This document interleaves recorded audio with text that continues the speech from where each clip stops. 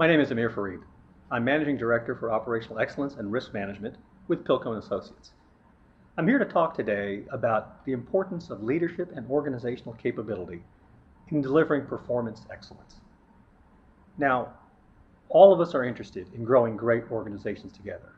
And a great organization, in my view, consistently delivers the performance you expect over a sustained period of time.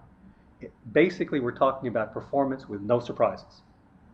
Now, despite the fact that many in our industry have instituted excellent work processes for reliability and process safety management and have excellent management systems in place, we still have to deal with problems that show up on a regular basis. And often we feel like we're playing whack-a-mole, the kids game, where you have many problems and you're trying to take them one at a time. And it's a fragmented, sort of superficial approach. And what we often find is we see temporary improvement or minor improvement, or actually something we think we have solved pops back up. And again, it's back to the whack-a-mole game. You're just constantly hitting the moles, but you're not making any progress. What you have to do in this case is look beneath the surface. And what you find beneath the surface is a complex organizational system. It's interconnected, it's interdependent. This is your workforce, this is what they are doing. So if you take an action in one space, it can have an impact in another area. In order to deliver the sustained performance excellence we're discussing, you need an organizational delivery framework, which includes leadership, a forward journey, often referred to as the A to B journey, organizational capability, which is the ability of your workforce to be competent enough to do everything they need to do to deliver performance excellence. And finally, leadership again, because it's both at the top of the organization and through the organization. So in discussing organizational capability, what are we talking about? The elements we're talking about, again, systems, management systems, work processes, and again, our industry has made a lot of progress in those areas. The area for improvement for many of us is in our people and in our people's behaviors. So let's talk about leadership behaviors first. What I used in my experience in testing new leaders at all levels of the organization was what I call the 4 Ps. 1, do you respect and value your people? Do you know that they're your primary resource? What is the purpose of your leaders? Do they understand that their purpose is to make everybody in the organization capable of working at their top level? What about principles? Are you consistent with your values at all times? And finally, do you come every day with passion to deliver great work, take care of your employees, and have joint success? Secondly, the A to B journey.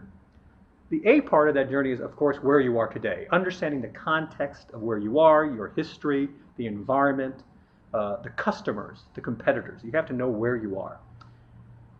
Next, you have to set a direction on where you are going and how you're going to get there. It's not enough to set a direction and say, I want to be an operationally excellent organization without having a clear idea of how you're going to get there. You also want to create a compelling vision so your workforce is excited about where they're going and what they're working on. And in order to do that, you have to have specific ways to achieve the progress you need to achieve. That's what the A to B journey is. It's not a PowerPoint slide. It's actually where are you going, why are you going there, and how are you going to get there. You want your people to get on that bus and go on that trip with you. The next element I'd like to discuss is the operating model. Again, I'm not talking about operations. I'm talking about your business operating model. And what you want to do is have an operating model which connects your business model, your strategy, with your specific detailed organizational design. So you want your strategy and your objectives to match up with your organizational capability and design so you can actually deliver the results that you want to deliver. You want to have a clear philosophy on where the routine, consistent work gets done. People often get excited about special projects, but you want people who are doing the day-to-day work to do that extremely well on a sustained basis. Okay? You want to address organizational systems, the capability of your workforce, your people. You want to make sure that they're performing as they need to be performing in those work processes, and you want to make sure that their behaviors line up with the 4 Ps that we discussed earlier. To achieve operating excellence, one of the fundamental operating model principles is to have an interdependent organization where people are working together appropriately, but they're working within their function, they're working at the right level, and they're working in the right time horizon. What we often see is people working at levels 1 or 2 levels below where they should be working, And often we have people who are not working in the right time frame. We have people assigned for day-to-day operations, for looking ahead a week, a month, planning turnarounds. People need to be working on their specific areas at the right levels in the right time frame. So when you're thinking about operating model, make sure that your organization has those elements in place. So let me recap for a second. When we talk about organizational capability again, we've discussed leadership at the top, we've talked about systems, we've talked about people, and we've talked about work processes.